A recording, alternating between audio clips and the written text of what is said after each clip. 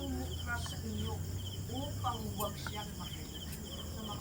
Kaya pala meron mga panalangin na hindi pinakikita ang ating Panginoon. Sapagkat merong isang bagay na hindi siya nagagawa. At meron siyang bagay na nagagawa. Ano yung una? Kasalanan. Dahil sa kasalanan, nahiwalay ang tao sa ating Panginoon. Ang sabi sa Biblia, tinakpan ng Diyos ang kanyang pagkakas. Kumbaga, sa pagitan ng tao at ang Diyos, merong nakaharap.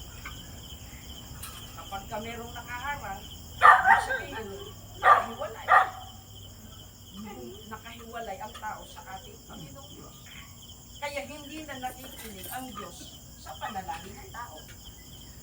Ay tangis sa riyan. Tangis sa ang tao na hiwalay sa Diyos.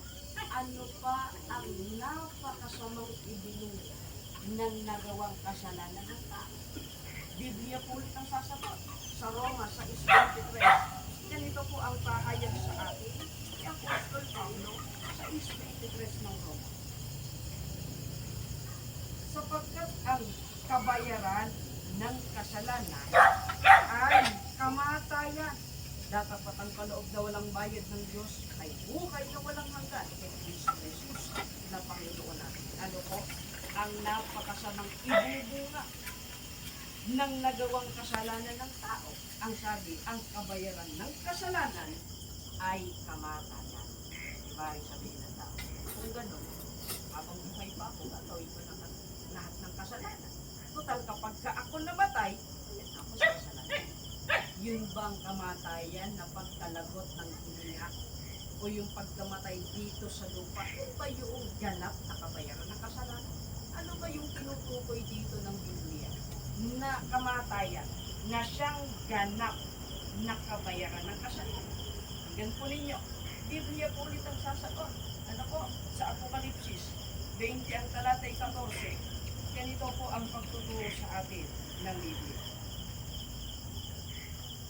At ang kamatayan at ang Hades ay ibinulid sa dagat-dagatang apoy. Ito ang ikalawang kamatayan sa makatwid ay ang dagat-dagatang apoy. Alin po ang kamatayan na siyang ganap na kabayaran ng kasalanan? Ang sabi sa ating binasa, ang ikalawang kamatayan.